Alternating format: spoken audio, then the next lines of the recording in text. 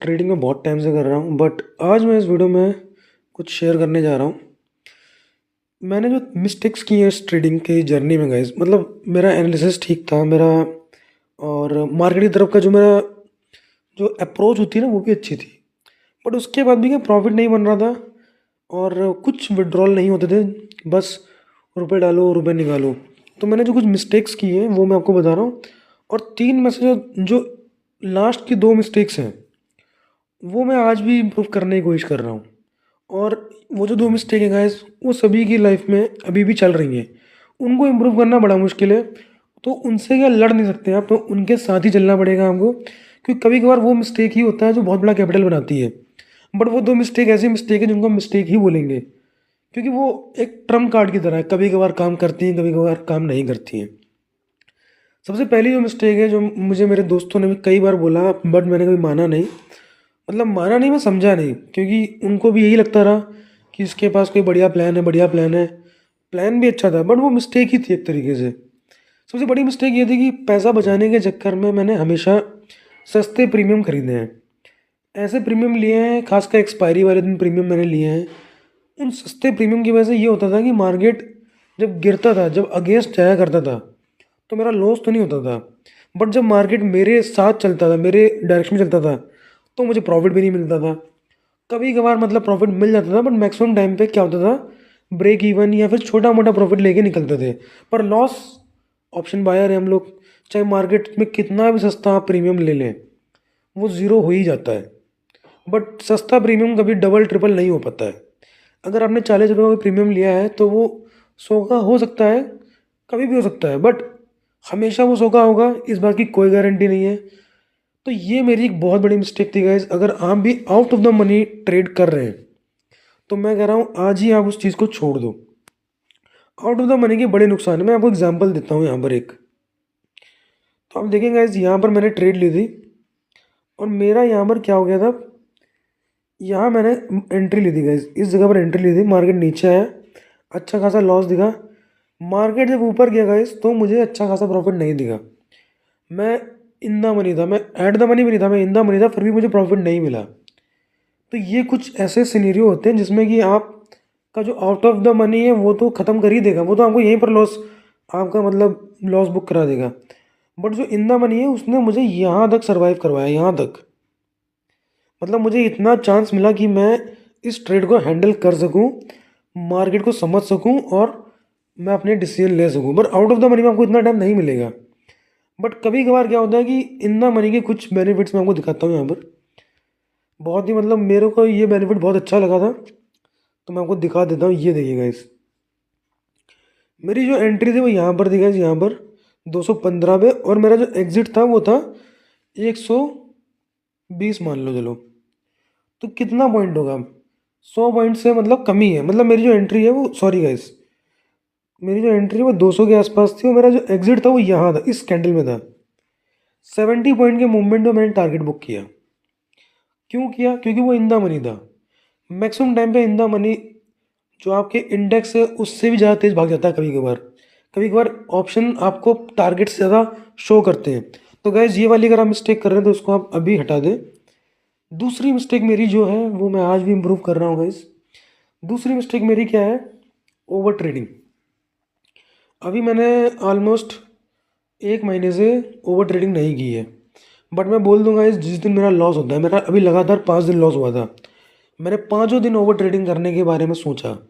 मैंने बस अपना सेटअप इसलिए बंद कर दिया क्योंकि मैं यूट्यूब पे वीडियोस बना रहा हूँ, और कोई रीज़न नहीं था।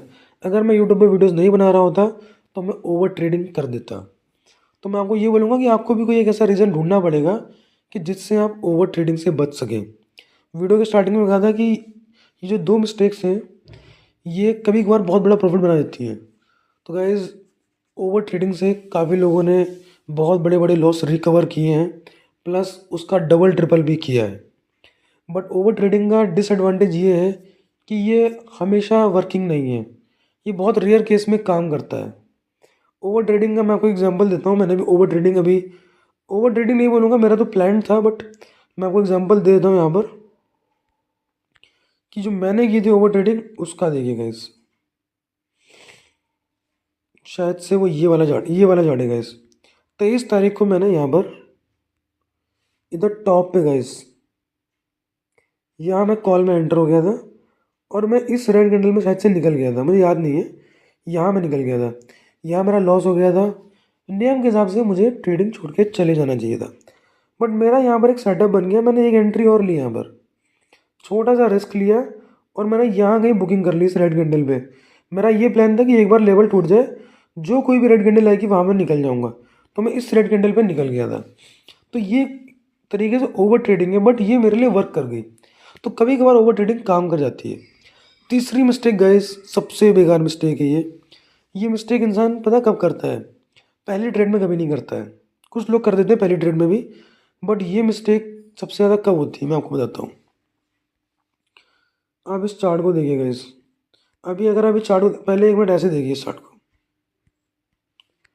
अभी इस चार्ट में ये वाली मिस्टेक आप कभी नहीं करेंगे, बट जब लाइव मार्केट चलता है तो क्या होता है, चार्ट थोड़ा सा मतलब ऐसे दिखेगा आपको ये।